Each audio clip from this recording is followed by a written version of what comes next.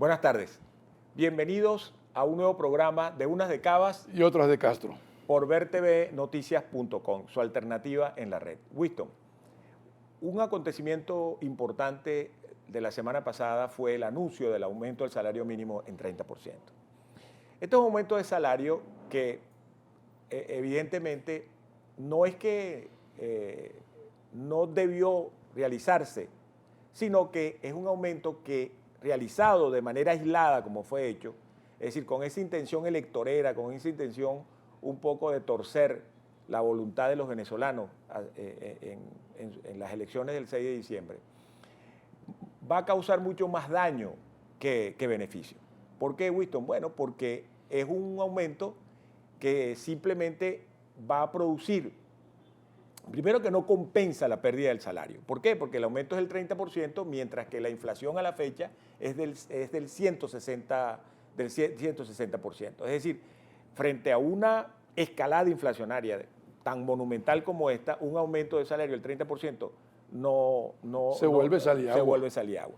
Entonces, lo que el venezolano espera no son medidas aisladas, espera es un conjunto de medidas que efectivamente frene la inflación y logre que el venezolano, el salario de los venezolanos recupere la capacidad de compra. Y eso no va a ocurrir, sobre todo ahora, porque ahora a este aumento del gasto público, a este aumento del déficit fiscal que viene siendo uno de los grandes causantes de la inflación, se va a sumar el gasto electoral y se va a sumar el gasto público por el feriado de diciembre. Ahora, Pedro, entonces vamos a tener más inflación.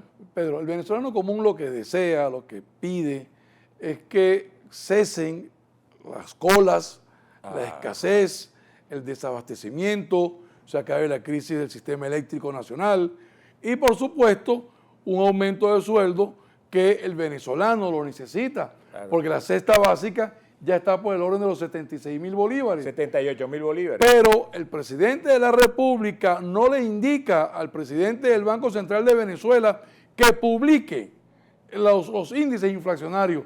Desde el mes de diciembre del año pasado no publica los índices de inflación, el crecimiento del PIB o de crecimiento del PIB, los índices de escasez y los índices de desabastecimiento. El país, el pueblo, lo que está exigiendo son medidas concretas para salir de la crisis. Por ejemplo. Pero medidas concretas y articuladas, Winston, porque claro, es que el tema es cuando tú tienes un salario mínimo, que ahorita a partir del 1 de noviembre va a ser de 9.648 bolívares, pero la canasta familiar son 78.000 bolívares, es decir, si antes con 7.000 necesitabas 10 salarios mínimos, ahora necesitas 8 salarios mínimos. Vamos a hacer una comparación. Pero una comparación Bolívar a Bolívar. El salario mínimo de un país cercano a nosotros, el de Colombia, 647.000 pesos. Pongámoslo en 650.000 pesos. Dividamos eso entre 5 pesos por bolívar, que sabemos que está por debajo.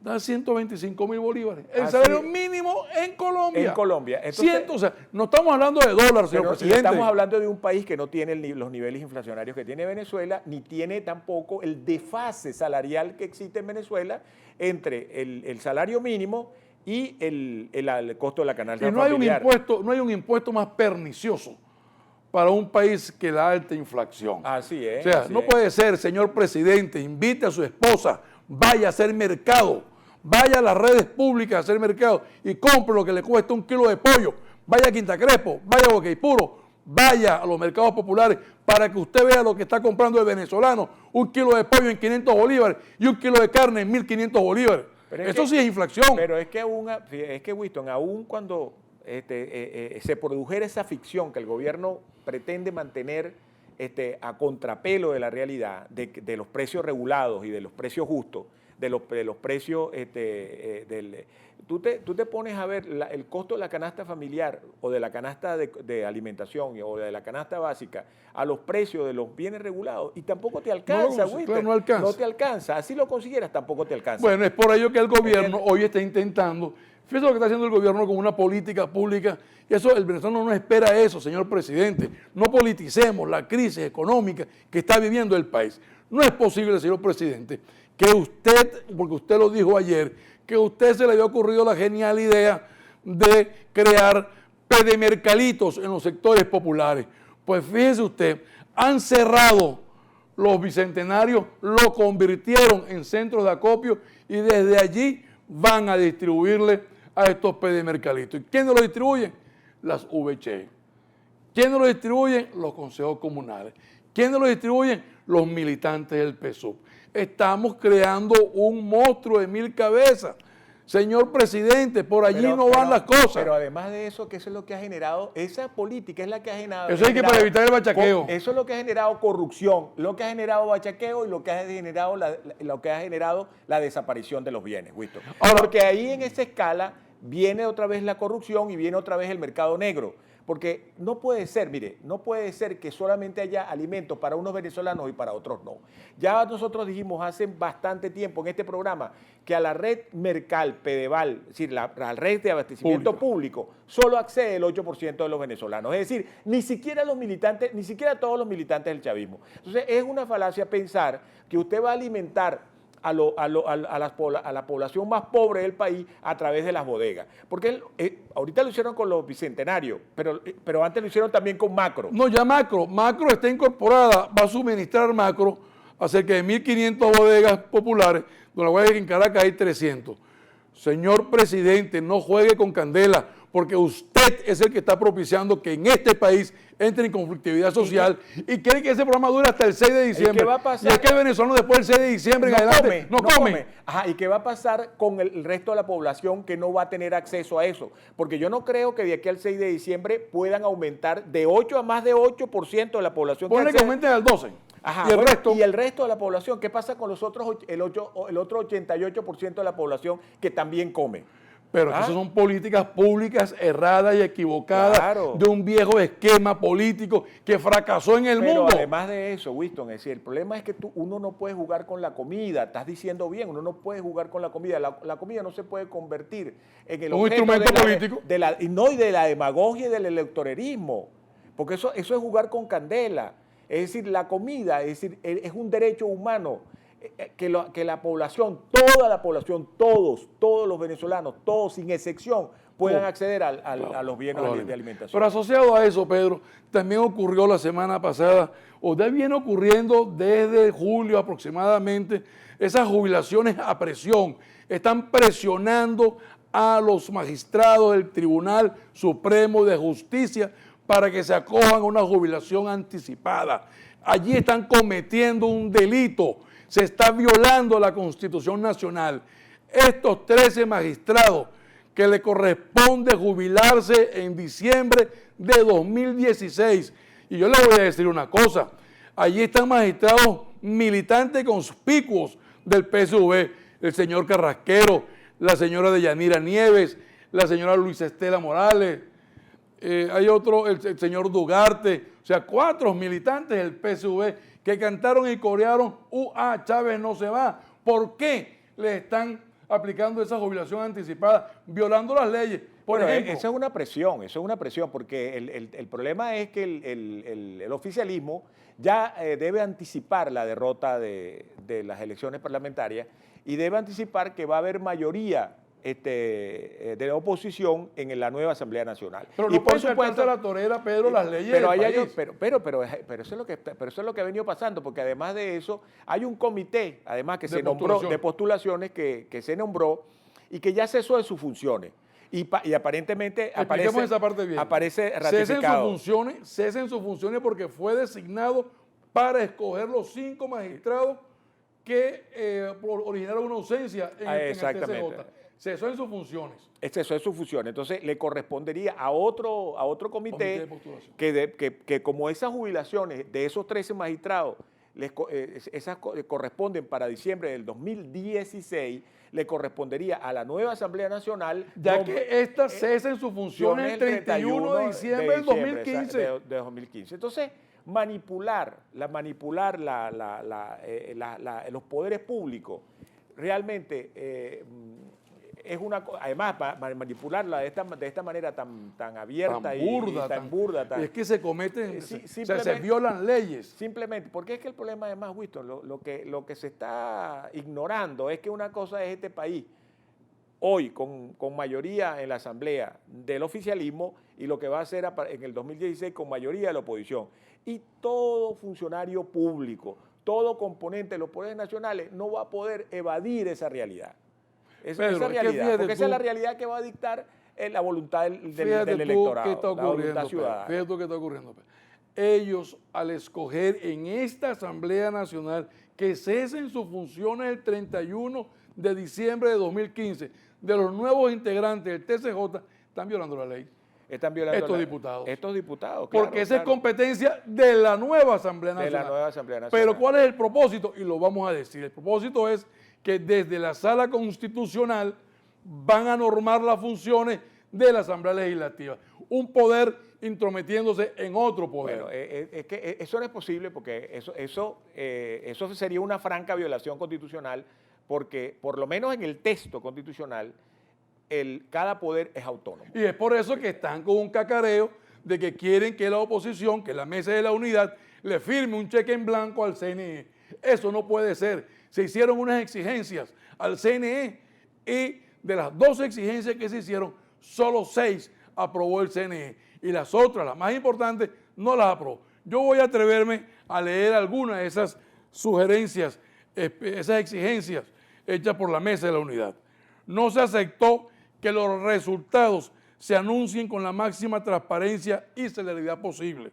En ese sentido, la mesa de la unidad había pedido que la carpa... Pero cosa que no se entiende, Winston, porque si nos dicen a cada momento que este es el mejor sistema electoral y que tecnológicamente es una cosa extraordinaria y que la tecnología está al servicio del sistema, entonces ¿por qué no aceptan la celeridad, la rapidez en la transmisión? Si el problema está que tecnológicamente ellos dicen, y es su propaganda, que tiene los medios para hacerlo. No aceptaron que en la carpa de prensa se instalaran monitores en tiempo real que publicaran el porcentaje de mesas transmitidas. O sea, no permiten que eso ocurra. Punto 2. El CNE tampoco aprobó establecer las medidas necesarias para que el cierre de las mesas de votación sea a las 6 de la tarde y no a través de una cadena nacional de la presidenta del CNE.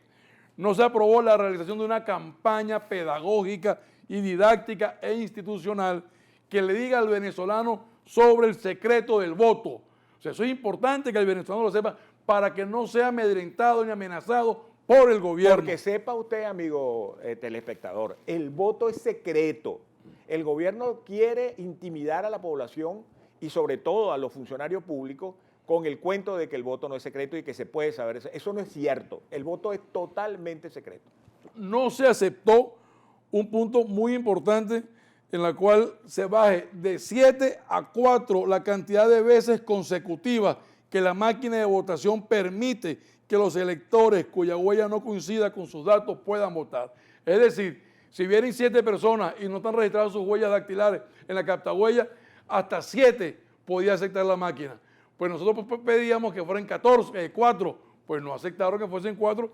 Y ahora, y eso es muy importante, saben ustedes, porque ahora que ustedes que está haciendo cola y usted que tiene que poner la huella en el abasto para comprar bienes, usted se da cuenta que las fallas de las captahuellas son muy frecuentes, sobre todo en personas mayores. Es decir, que usted puede constatar a lo largo y ancho del país que esta exigencia de la Mesa de la Unidad es totalmente racional. No se entregará, como pidió la Mesa de la Unidad, una copia de la bitácora de las transmisiones de la máquina de votación al centro de totalización. Eso es fundamental, eso es importante, porque esa es la huella que deja la máquina cuando transmite al centro de transmisión. Lo negaron. No se permitió el acceso de representantes de la Mesa de la Unidad a la sala de soporte de San Martín el día de las elecciones. Si ellos quieren, y tanto dicen que el sistema electoral nuestro está blindado, el mejor del mundo, lo dijo el presidente ayer, ¿por qué no aceptaron estas 6 exigencias de la Mesa de la Unidad? ¿Por qué no aceptan que vengan el acompañamiento? El acompañamiento. ¿Y por qué no se firmó todo eso si es el afán del CNE, se hubiese firmado un acuerdo con todos estos puntos y se hubiese firmado y como ha dicho el secretario general de la mesa, lo ha dicho en muchas oportunidades, si eso se hubiese firmado todas esas condiciones, donde falta el hecho de que el Estado, el gobierno se comprometa a dejar el ventajismo, al financiamiento de la campaña por parte de los organismos públicos, etcétera. Si todo eso se hubiese firmado, pues hubiese sido una contribución extraordinaria, más el acompañamiento internacional, eso hubiese sido una contribución extraordinaria a la transparencia. Pero el gobierno tiene miedo. claro que tiene miedo. El gobierno por tiene supuesto, miedo, y aquí voy a hacer mención al hecho, un hecho fundamental de la política venezolana, que fue la llegada del amigo Manuel Rosales al país. Así es. Ese hecho reivindica a los que hacen política en el país de una manera Así constructiva. Yo le voy a recordar a los venezolanos que nos sintonizan que Manuel Rosales, junto con un equipo como Teodoro Petkov, Julio Borges, encauzó a la oposición venezolana hacia las elecciones, hacia el poder del voto. Después de lo que pasó en el 2005, cuando no dejamos se abstuvo el país, el país El entero, 92%. el 80 y tanto, sí, más, casi el 90% se abstuvo de ir a las elecciones parlamentarias del 2005. Veníamos de un paro petrolero. Veníamos de un paro Anteriormente petrolero. a ello estuvimos en el paro de la Plaza de Altamira. Es decir, la oposición andaba dando bandazos, y un conjunto de venezolanos encabezados por Manuel Rosales Teodoro y Petkov. Teodoro Petkov y Julio Borges encauzaron a la oposición hacia el derecho al voto. Así es. A eso le teme el gobierno. ¿Por qué están acusando a Manuel Rosales? El señor José Luis Pirela le hizo una acusación a Manuel Rosales en el año 2008. Y el señor presidente de la República, para el momento, pidió que metieran preso a Manuel Rosales. El presidente Chávez, en cadena nacional de 4 horas, se la dedicó a Manuel Rosales.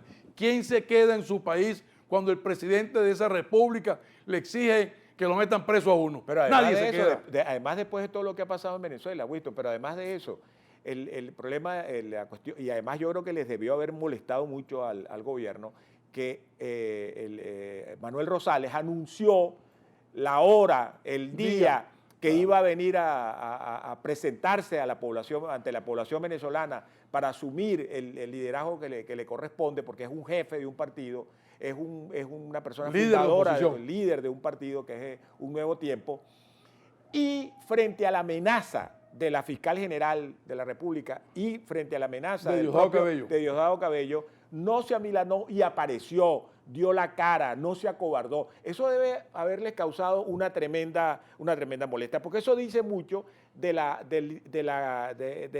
interesa del liderazgo y de que el liderazgo opositor, el liderazgo democrático, cumple con su palabra. Y ese hecho reivindica a la oposición y a los líderes de la oposición. Por ahí andan diciendo que Manuel Rosales negoció su entrega. Yo le voy a decir algunas cositas a estos señores. Lo dijeron también de Leopoldo López, a estos señores que andan diciendo por ahí que Manuel Rosales negoció.